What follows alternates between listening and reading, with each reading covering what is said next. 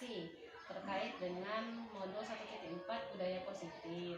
Kemarin sudah di kelas itu sudah melaksanakan salah satu budaya positif, yaitu keyakinan kelas, membuat keyakinan kelas. Berbeda dengan kesepakatan kelas, Pak. Jadi kalau keyakinan kelas ini siswa yang mengusulkan itu nanti tidak ada hukuman ataupun sanksi ketika mereka melanggar. Tetapi apa namanya tuh? Anak-anak itu menyadari dari dalam diri dia, oh kami sudah buat keyakinan kelas ini, oh berarti kami tidak boleh seperti ini, gitu. Dia digiring untuk menyadari tanpa takut ada sanksi ini, ada sanksi itu, seperti itu. Contoh keyakinan kelasnya kemarin baru dibuat di kelas 71. Nah itu nanti disosialisasikan kepada kelas-kelas guru-guru ataupun wali kelas yang lain, supaya wali kelas yang lain itu bisa buat juga seperti itu. Keyakinan kelas dari kelas 71 sampai kelas 93. Kemudian apalagi untuk ini Pak, apa namanya nih, budaya positif lainnya ini, kemarin ngobrol sama Pak Rizal, tambahan kan semenjak COVID budaya positif kita banyak yang hilang Pak. Salah satunya membaca literasi Al-Quran di pagi hari. Kami pengen nanti ketika sosialisasi itu disampaikan, kita galakan lagi seperti itu Pak. Apa misalnya kita masuk dicepatkan, tetap kita usahakan jalankan lagi. Jelas bertahap. Yang pertama itu kan kita bersihan, sudah terlihat bagus saat ini. Mungkin ada lagi yang harus kita inikan, literasi Iqra dan Al-Quran. Mungkin harus kita gerakkan lagi. Iya Pak, sayang. Ya, so itu diatur lagi untuk penjadwalannya. Yang jelas harus disosialisasikan peserta didik. Kalau sudah kita sosialisasikan, ya kontrol itu penting, baik dari guru yang mengajar maupun dari wali kelas. Karena yang jelas saat ini banyak pasti belum terjaring dari kelas 7 mana yang Iqra-nya masih belum. acak aku tidak ngaji. Nah itu belum terjaring sama sekali. Itu yang jelas menambah deretan PR kita sama-sama supaya membimbing mereka yang mungkin Iqra-nya masih ini harus kita bina untuk kegiatan pulang sekolah, mau datang sekolah, bisa kita laksanakan kembali. Guru-guru yang ada di sini berarti dia nunggu di depan sini.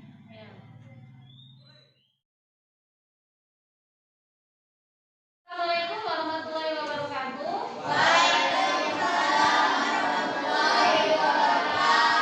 Oke, baiklah, hari ini jadi kita akan membuat keyakinan kelas, ya. Keyakinan kelas itu ada usulan dari kalian sendiri. Jadi kalian yang mengusulkan, kalian yang mentaati, kalian juga nanti yang mengimplementasikannya. Tidak ada sanksi, tidak ada hukuman. Keyakinan kelas itu sama dengan kesepakatan kelas, ya.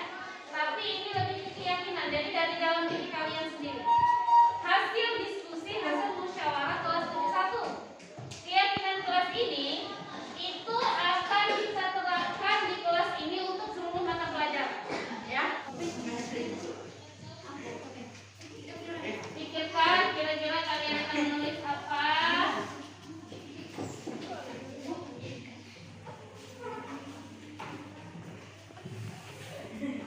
Tidak akan berlaku.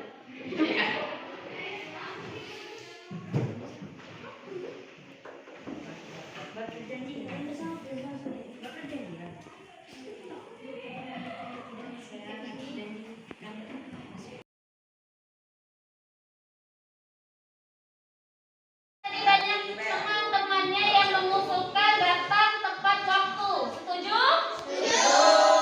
Setuju semua ya? Bambang setuju? Setuju. Silakan tulis 1, datang tepat waktu. Bambang.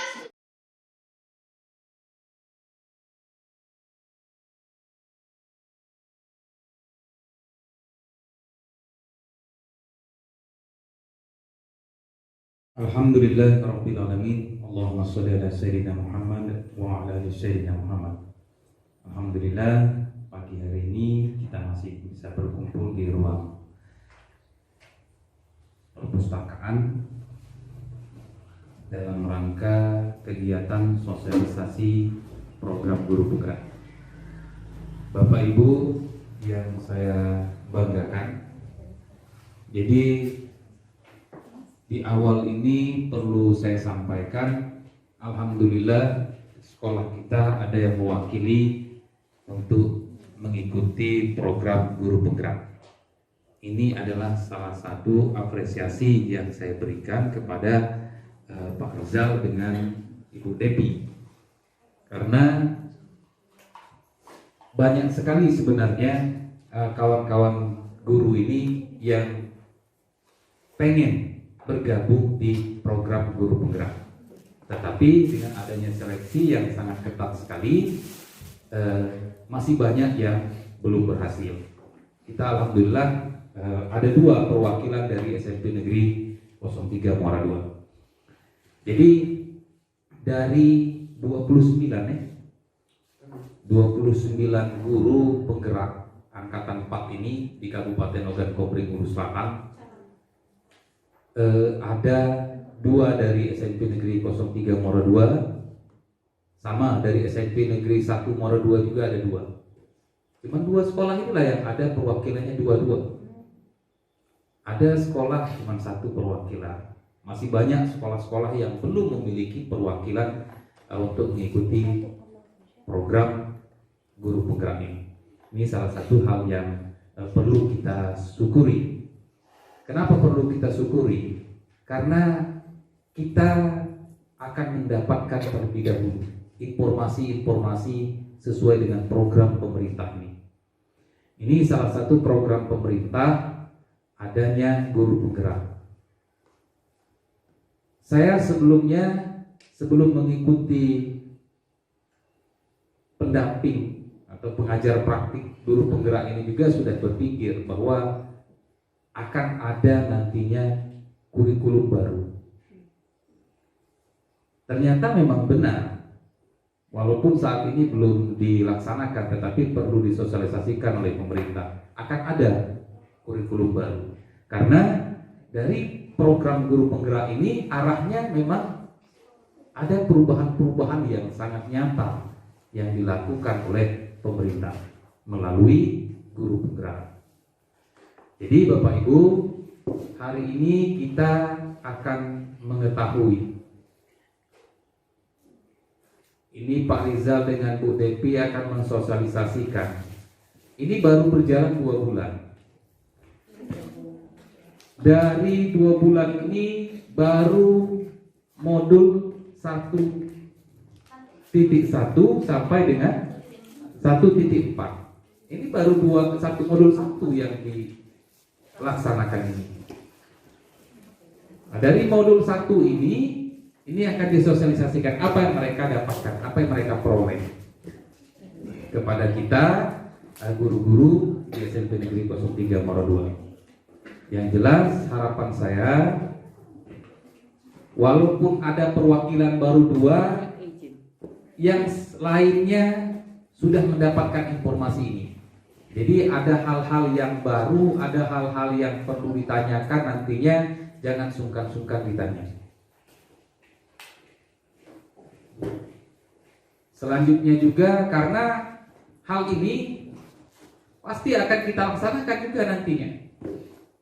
Kalau sudah ada 2 orang di sini memberikan kita pengetahuan itu, mungkin nantinya kita termasuk ada program lagi, ada sekolah penggerak.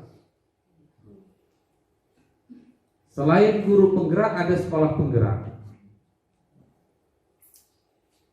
Mudah-mudahan nanti kita ikut mendaftar juga di sekolah penggerak dan ada seleksinya juga. Mudah-mudahan juga kita mengikuti seleksi tersebut bisa lulus seleksi menjadi sekolah penggerak. Otomatis kalau kita termasuk sekolah penggerak, maka akan banyak sekali kegiatan yang akan kita lakukan. Yang jelas ini baru kita buka istilahnya itu, kalau ini baru kulitnya dulu. Jadi kita sama-sama memahami apa yang bisa dipetik silakan diambil dan bisa diterapkan di lingkungan kelas masing-masing. Jadi bahwa program guru penggerak ini baru angkatan 4 ya, angkatan 5-6 belum ada jatah Maluku Selatan. Kapan adanya? Belum ada informasi.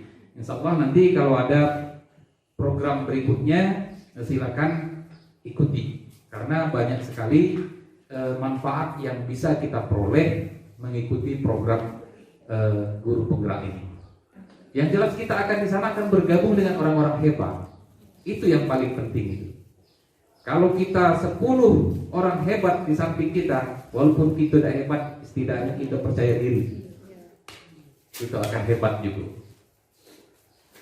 Nah, jadi itu keuntungannya, kelebihan yang akan kita peroleh.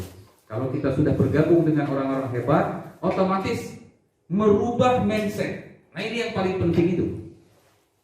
Mindset kita ini sama cak iman. Berubah-ubah.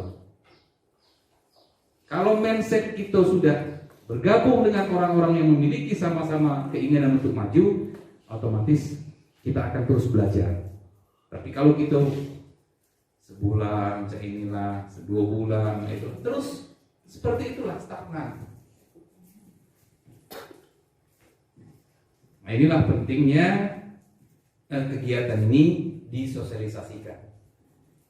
Nah, jadi mungkin itu saja yang perlu saya sampaikan.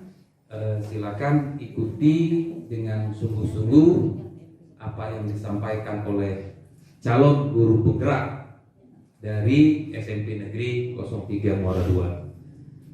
Jadi pada dasarnya Bapak Ibu, saya ambil intinya bahwa perlakuan dari kita sebagai seorang pendidik atau kita sebagai seorang guru terhadap peserta didik itu akan mengalami banyak perubahan.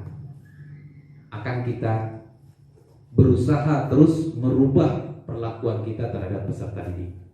Yang selama ini kita pacak marah-marah, harus kita sadari.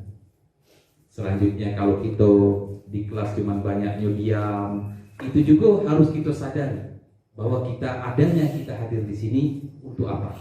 Kemanfaatan kita itu untuk peserta didik itu sangat diharapkan oleh mereka. Jadi itulah yang jelas menuntut kita menjadi guru yang peka, guru yang lebih kalau istilahnya memberikan teladan. Nah, ini penting sekali itu, guru teladan itu, memberikan teladan itu. Bukan hanya teladan di lingkungan sekolah, di luar sekolah pun akan menjadi teladan bagi peserta didik. Jadi guru penggerak ini, dan arti lagi sebenarnya di sana guru itu harus dituntut, apalagi sampai memukul. Dan arti lagi, kita membangun bagaimana kita sebagai seorang guru sadar dan peserta didik pun sadar akan kodratnya sebagai peserta didik. Nah, itulah yang perlu kita pahami secara bersama-sama. Nanti ada kodrat zaman dan ada kodrat alam. Nah, ini. Nah, jadi mungkin itu yang perlu saya sampaikan secara garis besar, yang perlu kita pelajari, yang perlu kita ambil hikmahnya di dalam kegiatan program guru penggerak.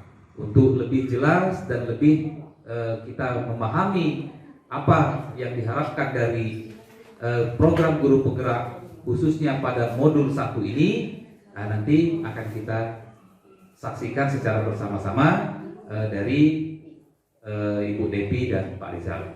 Terima kasih, itu saja. Saya akhiri. Assalamualaikum warahmatullahi wabarakatuh. Waalaikumsalam warahmatullahi wabarakatuh. Bismillahirrahmanirrahim. Assalamualaikum warahmatullahi wabarakatuh.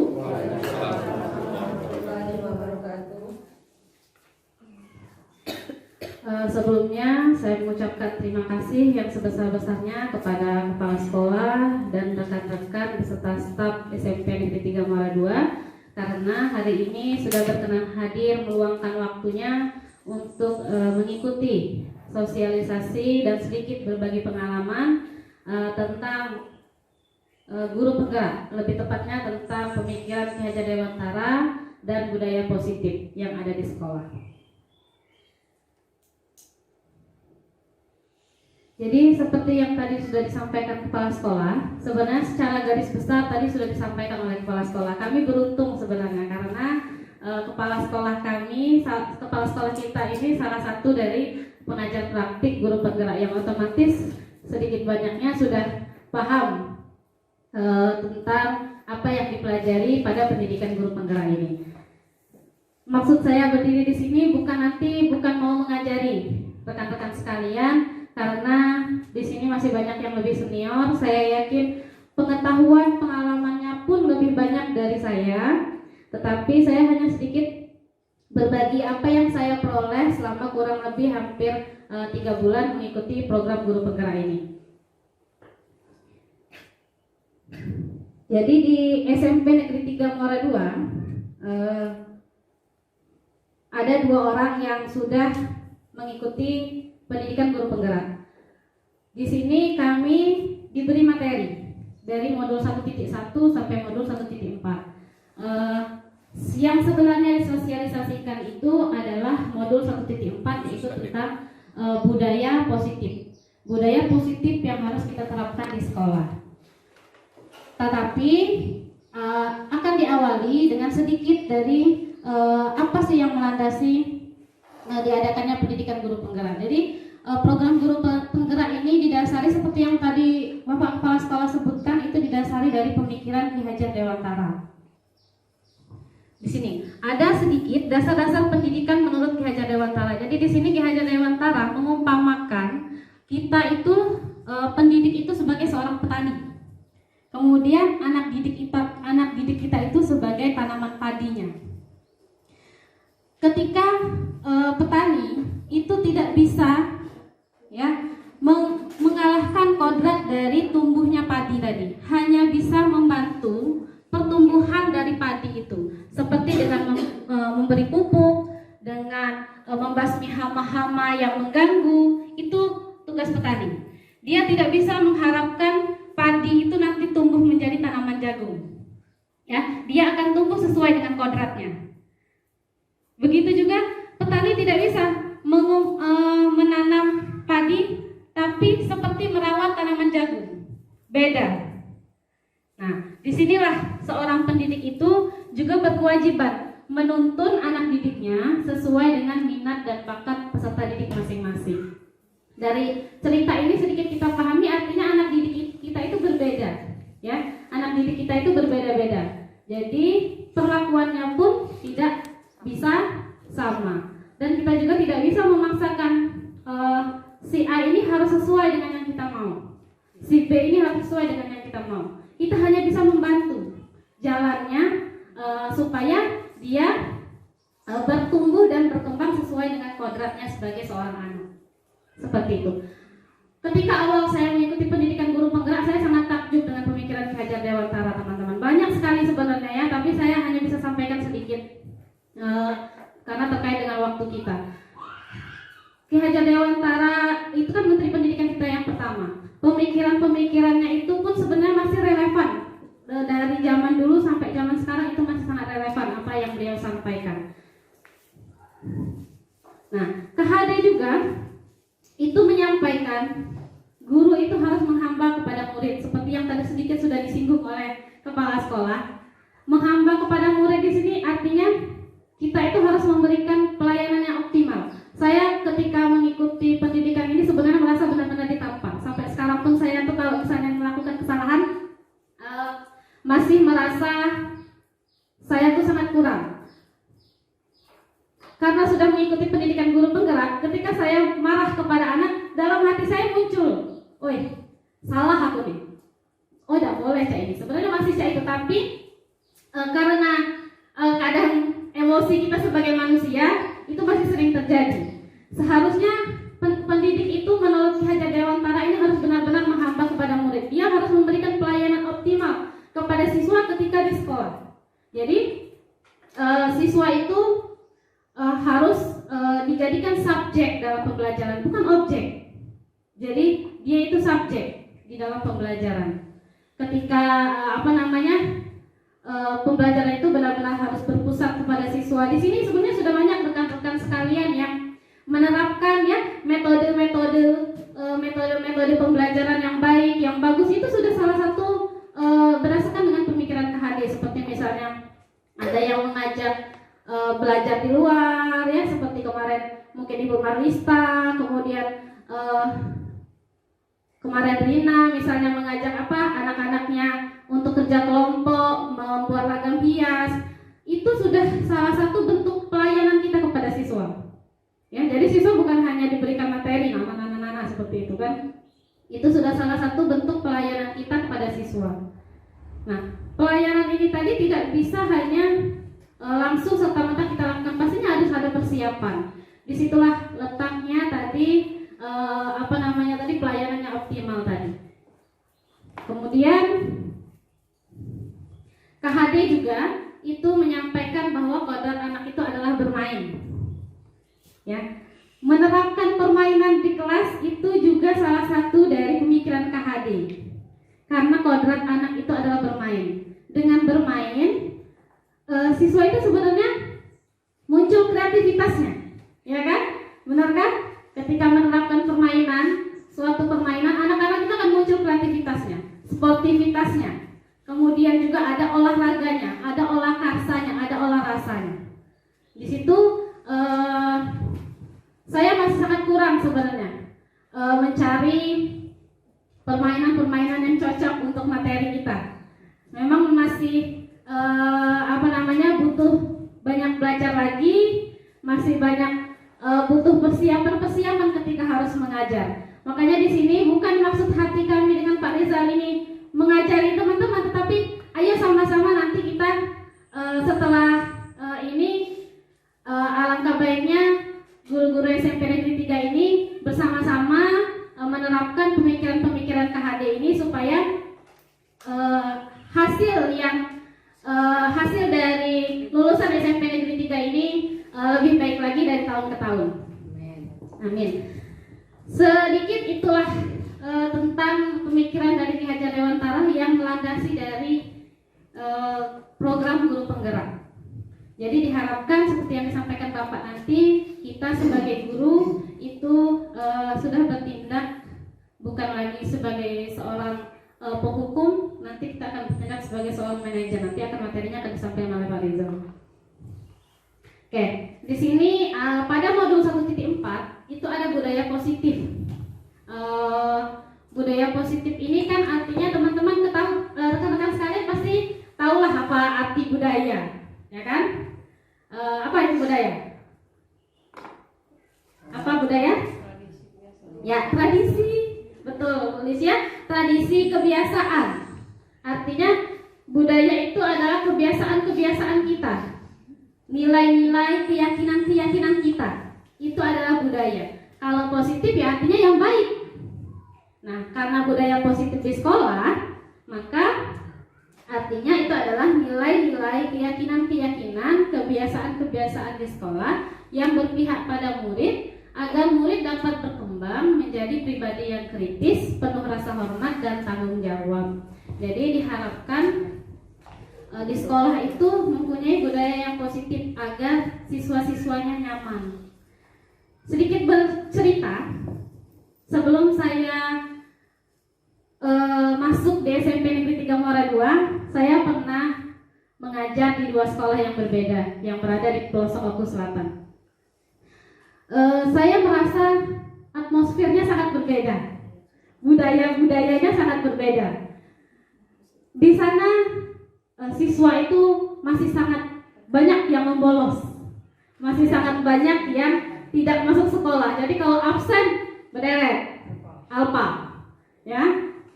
Itu kan sangat beda dengan yang terjadi di sini. Mengapa? Saya berpikirnya begini. Oh, di sana mungkin budaya positifnya itu masih kurang, sehingga siswa-siswanya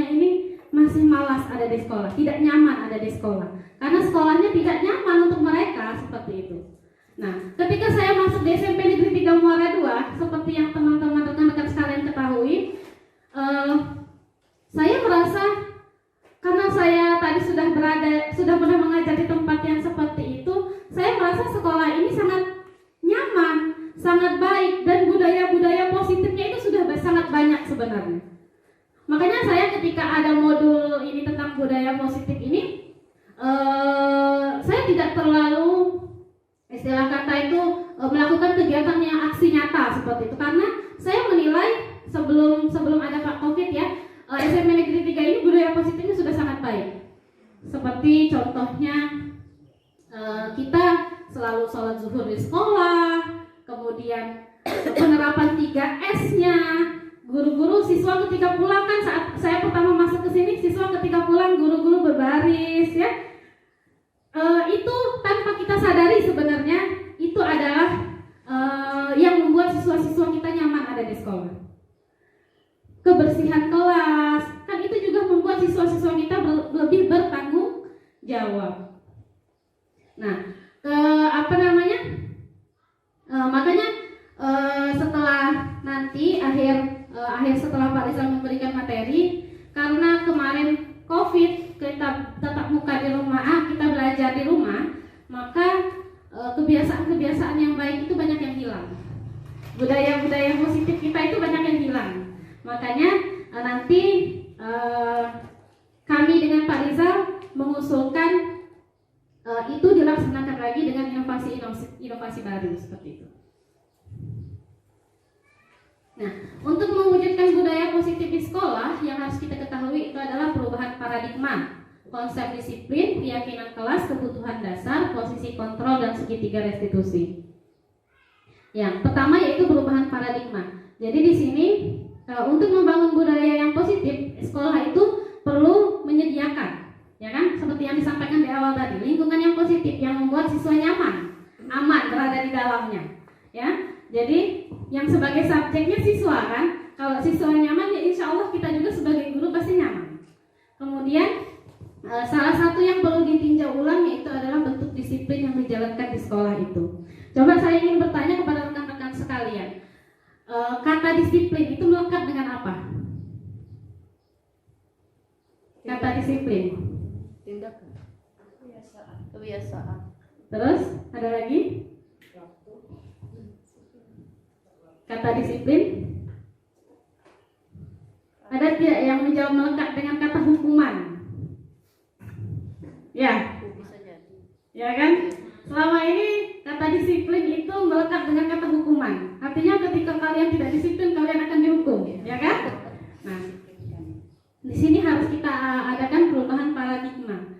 Jadi, nih makna kata disiplin sering terlintas yaitu tentang peraturan, tata tertib, ya.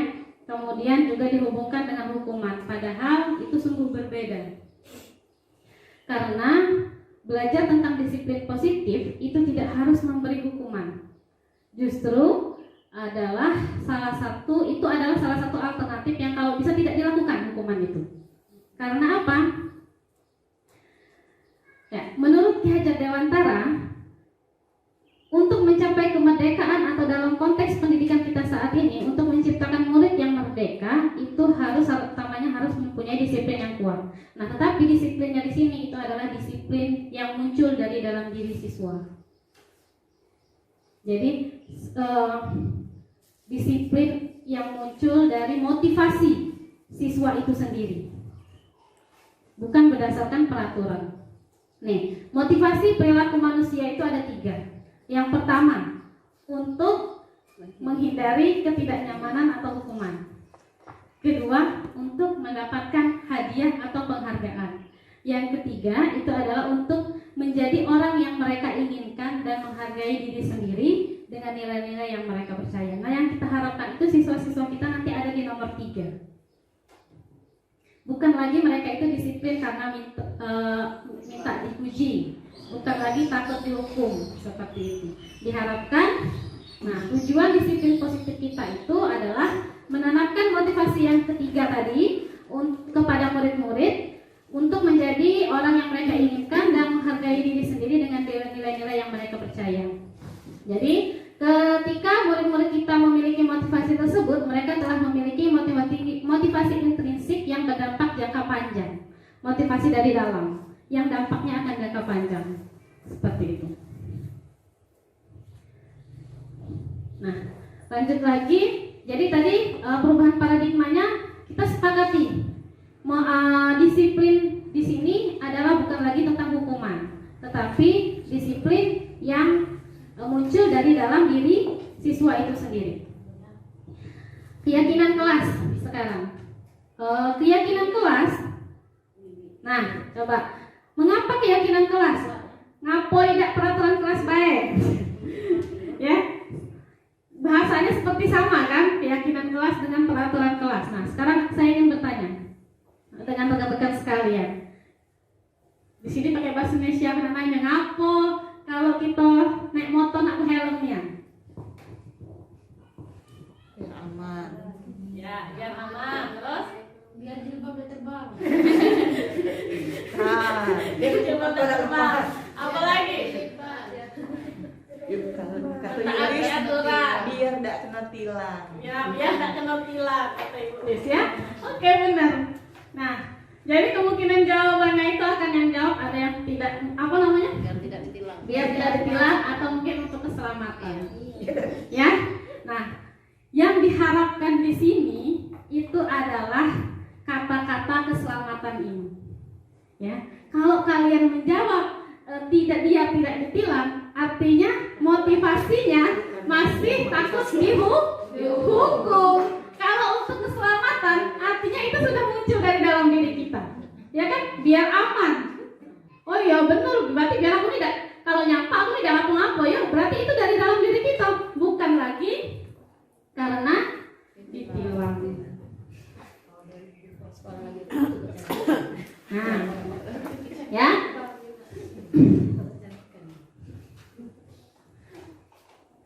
Pembentukan, nah makanya di sini tadi balik lagi ke sana, kenapa tidak peraturan, kenapa keyakinan. Jadi kalau keyakinan itu munculnya dari dalam. Nah makanya di sini kita perlu keyakinan kelas. Oke, yang disampaikan Pak Rizal di awal, saya sudah mencoba membuat keyakinan kelas di kelas 71. Tetapi teman-teman jangan berharap itu langsung berhasil. Jangan berharap itu langsung akan kelihatan hasilnya. Karena ini budaya, kebiasaan jangka panjang. Tergantung kita bisa memonitornya atau tidak. Tergantung kita bisa berkomitmen atau tidak. Ya, tidak mungkin bisa langsung berhasil. Di situ misalnya saya membuat keyakinan kelas saling menghargai. Ya pasti anak-anaknya tadi kalau misalnya baru hari itu ataupun baru seminggu, sebulan, 2 bulan masih saling oyo-oyoi, masih saling main-main, masih saling lagu-lagu dikit-dikit kan. Ya artinya kan harus terus kita ingatkan. Kita panggil siswanya. Ketika ada siswa yang berkelahi misalnya, nanti akan disampaikan oleh Pak Rizal materinya. Tapi secara sedikit saya singgung. Misalnya kalian harus, kita sebagai guru harus kita ingatkan. Kamu ingat tidak keyakinan kelas yang pernah kita buat? Ya, yang pernah kalian usulkan, kita sepakati bersama. Nak. Ingat tidak? Kalau kalian itu apa? Harus apa? Misalnya dia ingat harus saling menghargai. Nah itu. Nah, kita ingatkan lagi terus-menerus secara konsisten. Nah, di sini tidak bisa hanya saya ataupun Pak Rizal saja. Benar tidak, teman-teman? Tidak bisa kalau saya dengan Pak Rizal saja itu akan jauh dari kata berhasil. Tetapi kami memulainya dari diri kami dulu. Nah, nanti berharapnya ini menjadi budaya yang dilakukan oleh semua wali kelas maupun guru mapel. Nah, jadi membentuk keyakinan kelas itu caranya seperti ini. Keyakinan itu bersifat lebih abstrak, tidak seperti peraturan lebih terinci. Kalau peraturan kan jangan merokok, jangan ini ya, itu peraturan. Nah, kalau keyakinan kelas tidak seperti itu. Keyakinan kelas itu berupa pernyataan-pernyataan yang universal, sifatnya universal. Kemudian pernyataan keyakinan kelas itu senantiasa dibentuk dalam bentuk yang positif. Bukan dengan kata jangan seperti ya. Kemudian keyakinan kelas hendaknya tidak terlalu banyak sehingga mudah diingat oleh semua warga kelas. Kemudian keyakinan kelas itu sebaiknya diterapkan di lingkungan sebaiknya sesuatu yang bisa diterapkan di lingkungan tersebut. Kemudian semua warga kelas hendaknya ikut berkontribusi. Kemudian bersedia meninjau kembali keyakinan kelas dari waktu ke waktu, ini yang saya sampaikan tadi. Kemudian ini adalah ketika saya membuat keyakinan kelas di kelas 71. Jadi di sini saya meminta seluruh ada videonya sebenarnya, tapi tidak bisa saya tayangkan mengingat waktu. Di sini siswa sedang menulis. Jadi saya minta, saya kasih beri kertas kecil-kecil kepada siswa. Saya menulis kalian ingin apa untuk keyakinan kelas kalian. Saya beri contohnya, misalnya apa Bu, contohnya apa Bu, ya mereka kan pasti bingung kan. Saya contohkan misalnya ya tadi saling menghargai, kalian harus saling menghormati seperti itu. Atau mungkin tidak kalian mematuhi peraturan sekolah. Itu salah satu keyakinan yang kalian pengennya seperti apa. Kalian curahkan pendapat kalian, ya. Nah, mereka nulis. Nah, yang tidak bisa saya dampingi. Kemudian setelah dikumpulkan kita klasifikasi. Ada yang nulis datang tepat waktu, ada yang nulis tidak boleh terlambat. Artinya kan sama. Nah, yang sama itu kita ambil kata-kata yang lebih bagus seperti itu. Nah, setelah itu baru sekretaris menulis di papan tulis. Misalnya nomor 1 ini sepakat tidak, semuanya sepakat, baru ditulis. Nomor 2 seperti ini sepakat tidak, sepakat. Nah, setelah itu baru didokumentasikan atau dibuat supaya menarik dan siswanya bisa melihat. Nah, ini keyakinan kelas untuk kelas 71. Selalu membersihkan kelas dan lingkungan sekolah, kurang M. Ya. Ini contoh, salah satu contoh. Nah, berharapnya nanti keyakinan kelas ini akan dibuat oleh wali kelas yang lain dan disepakati oleh seluruh warga kelas, ditandatangani oleh wali kelas dan perwakilan anggota kelas. Seperti itu. Bisa teladan. Banyak lagi. Tinggal tanda tangan.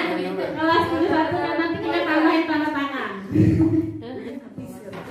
Oke, jadi seperti yang disampaikan di awal tadi, ini kita sepakati bersama-sama sebagai bentuk dari aksi nyata kami calon guru penggerak di SMP Negeri 3 Muara 2. Kemarin sudah diusulkan dengan Bapak, kata Bapak Kepala Sekolah, ini ditawarkan dulu dengan rekan-rekan sekalian. Kita buat kesepakatan kan. Kalau yang kebersihan kelas, insya Allah itu sudah terlihat ya, sekolah kita selalu bersih. Nah, yang untuk 3S ini ditawarkan lagi, apakah kita bersedia ketika misalnya siswa pulang sekolah, guru-guru yang ada di kantor itu tetap berbaris di depan kantor, mengucapkan hati-hati di jalan ketika murid pulang, seperti walaupun tidak bisa salaman, cukup seperti ini. Muridnya dengan tertib rapi seperti dulu. Jadi putra yang sebelah sana, putri yang sebelah sini. Jadi tertata lagi ketika pulang sekolah, tidak lari-larian anaknya seperti itu. Kira-kira setuju? Setuju tidak? Setuju. Ya. Kemudian untuk yang literasi Al-Quran ini dimulai lagi. Ini masih butuh pembahasan panjang, nanti dilanjutkan karena seperti yang Bapak Kepala Sekolah sampaikan, kita belum menjaring, ya kan? Belum menjaring yang mana yang bisa yang bisa Al-Quran, mana yang belum bisa. Jadi itu harus kita jaring dulu. Nah, disepakati nanti Pak Rizal, kira-kira pembacaan Al-Quran ini apakah misalnya masuknya lebih cepat, apa misalnya 7.55 kita sudah masuk ke kelas literasi. Bagaimana untuk waktunya teman-teman? Kira-kira? Kalau literasi Al-Quran itu kan kalau sebelumnya kan kita baca Iqra yang Iqra. dibimbing khusus oleh Ya. gurunya. Ya. Karena mengingat kita waktunya masih dibatasi, mungkin untuk literasi Al-Quran itu membaca bersama. Iya, seperti itu. Yang tidak bisa ya nyimak seperti itu. Iya. Yang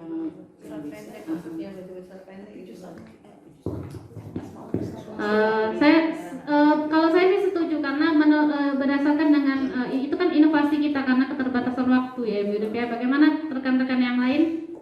Kira-kira setuju dengan pendapat Ibu Hidup tadi? Kalau waktunya jangan sampai jam pelajaran nanti 30, nah kurang 15 kapan berarti. Iya. Artinya sekarang kan anak-anak kadang jam 7.30 kadang lah selesai, kadang jam 7.40 lah selesai ya. Apa kita masukkan jam 7.45? 10 menit lah. Ya 7:45. Untuk Ya. anunya, mana Bu Oka batasan suratnya berapa ayat gitu, biar dia Kalau pas dengan misalnya waktu. di surat pendek, misalnya kita buat kayak kalau lebih ringkas ya biar enggak ini Iya. sama kan misalnya hari ini kita baca misalnya surat Anas. Jadi dari kelas yang masuk hari Senin tuh sampai hari Sabtu sama Anas. Jadi manfaat positifnya, mindset positif yang akan tumbuh walaupun dia nggak bisa baca Iqra, setidaknya dia hafal. Nah, hafal kan? Mindset kita ini kan sebenarnya kayak Dewantara itu merubah mindset kita. Bagaimana dia menyadari diri dia bahwa kita tuh butuh. Nah, gitu ya. Iya. Kita ini membutuhkan itu kan itu ya. Sebenarnya positifnya alurnya ya kalau yang saya tangkap ya. Jadi kalau misalnya kayak contoh, saya ulang nih ya. Mohon maaf ya bukan ngajar Bapak Ibu. Yang nomor 2, senyum sapa salam. Salam itu tidak mesti harus berpegangan tangan. Iya. Ya, salam itu karena kita ini mayoritas dan minoritas di SMP 3 ini Islam, budaya kan mengucapkan Assalamualaikum. Itu hampir tidak pernah kita ucapkan ya. Mungkin kalau masuk rumah baik dia jarang ya Assalamualaikum ya, masuk Pak ya. Tapi kalau dia membiasakan diri di sekolah, Assalamualaikum Bu, Assalamualaikum ya, dia lagi dia Hai Besti ya, dia kan ketemu nggak berdua kayak kalau misalnya dia di media sosial mungkin nggak apa-apa gitu ya. Tapi kalau kita tumbuhkan misalnya senyum, sapa, kita mengucapkan salam, Assalamualaikum, tidak mesti harus berpegangan tangan karena kita lagi COVID, maka itu akan tumbuh ketika dia masuk ke rumah dia. Kalau dia nggak masuk Assalamualaikum, iya aku tadi nggak Assalamualaikum. Nah itu kan merubah mindset ya. Oke, yang saya tangkap ya. Yang kedua literasi ini apa namanya cuman tawaran ya, penawaran. Literasi kita samakan. Jadi kita tidak mesti harus tuntut dia tuh harus hafal ininya, enggak. Misalnya dia satu minggu ini semua yang masuk dari hari Senin satu minggu pertama ini kita sama-sama baca surat misalnya Al-Falaq, ya kan? Nah sekarang siswa itu seminggu tuh ada masuk 4 kali ya. Kalau dia 4 kali ngulang-ngulang itu, saya rasa hafal ya. Nah, walaupun dia tidak bisa baca Iqra, setidaknya ketika dia sholat, aku tadi hafal surat An-Nas kayak gitu kali. Itu kalau menurut penawaran saya, bagaimana kalau rekan-rekan yang lain? Bagaimana rekan-rekan yang lain atau Bapak Kepala Sekolah ada yang ingin disampaikan terkait literasi? Nanti dia literasi Al-Quran itu ke surat-surat pendek seperti Ya. itu ya. Nah, jadi dalam dalam 4 hari itu terus yang diulangi. Surat pendek juga kan banyak kan? Iya, minggu berikutnya lain lagi. Ya. Itu kan apa namanya bisa kita sepakati misalnya nanti semester depan. Yang keempat, ice breaking ini apa namanya di kelas masing-masing Bapak Ibu. Jadi pribadi dari masing-masing guru mapel ketika di kelas ice breaking ini seperti yang disampaikan kepala sekolah berulang-ulang kali, ice breaking ini penting ya. Saya sendiri juga masih agak jarang, tetapi saya mulai belajar. Saya mulai cari-cari di Google apa-apa yang ini seperti itu kan tadi. Misalnya ada waktu dan sempat ketika melakukan itu bisa divideokan. Wajib. Ya. Satu bulan itu minimal lah. Cari tali tukaran seperti itu. Iya. Divideokan kemudian nanti dikirimkan ke grup seperti itu. Oh jadi saya bisa nyontoh nih punya ibu hidup gitu nah. Oh ibu hidup nih pakai tepuk semangat misalnya, kena nyontoh, saya kan boleh, ya kan? Kemudian selanjutnya yaitu sholat duha. Sholat duha perjenjang ini sebulan sekali pada saat. Ya. Usulan kami itu sebulan sekali karena kita tidak bisa sholat zuhur karena kita jam 11 sudah pulang, jadi diganti dengan sholat duha. Tetapi kalau misalnya tiap hari mengganggu jam pelajaran karena terbatas, jadi diusulkan sebulan sekali. Tetapi perjenjang, misalnya akhir bulan Februari, setiap akhir bulan, misalnya akhir bulan Februari ini kelas 7 seluruhnya. Kemudian akhir bulan Maret kelas 8. Akhir bulan April kelas 9, seperti berulang lagi. Bagaimana? Nah, harinya itu nanti langsung ditentukan oleh waka saja. Pas Jumat ya? Iya. Nah, ya, tuh kan berdasarkan usulan-usulan dari teman-teman sekalian lah. Tapi minggu keempat tiap bulan, tiap hari Jumat. Jumat keempat dalam tiap bulan. Nah, ya. Sudah itu disepakati juga kalau hari untuk saat ini kan jadwal kita saat ini, berarti dia harus start jam 7.30 harus siap. Jadi jangan terlalu banyak Itu nomornya. kelas berapa? Hari Jumat kelas berapa? Yang sekolah? 7, 9 sama 9. hari untuk Februari ini bisa dipakai kelas 8 karena itu pas memang ada materi. Memang saya memang mau sholat duha, mau dipraktekkan, tapi kebetulan mereka kalau niatnya mereka sudah tahu semua. Karena sholat duha ini kan bisa dikerjakan secara munfarid dan berjamaah. Kebetulan mereka ini dikasih waktu 2 minggu untuk menghafal doa sesudah sholat duha. Nah, jadi baru seminggu ini saya kasih untuk menghafal. Saya rasa bisa untuk minggu di akhir bulan ini kita pakai di kelas 8. Nah, kan kelas 8 kan nggak sekolah kan? Iya. Jadi mereka bisa langsung mempraktekkan ke kelas 8 dulu. Ya, jangan kelas 7. Kalau kelas 7 pasti dia nggak ini karena di kelas 8 dia sudah siap. Memang sudah kelas 7 belum. Karena kelas 8 memang sudah saya siapkan. Memang mau di sholat duha. Cuman belum sempat berbicara karena memang SDM-nya belum siap untuk diterbangkan. Jadi kalau memang sudah siap nanti di akhir bulan sholat bersama. Sudah ya? Sepakat semua ya teman-teman ya? Oke, terima kasih. Jadi jangan lupa terima kasih rekan-rekan sekalian sudah meluangkan waktunya, sudah molor hampir jam 12. Karena menarik ini. Terima kasih. Saya dan Farizal selaku pribadi mohon ampun kepada Allah apabila ada salah, dan juga mohon maaf kepada rekan-rekan sekalian apabila ada kata-kata kami yang mungkin menyinggung hati rekan-rekan sekalian. Kami akhiri, wabillahi taufiq wal hidayah. Wassalamualaikum warahmatullahi wabarakatuh.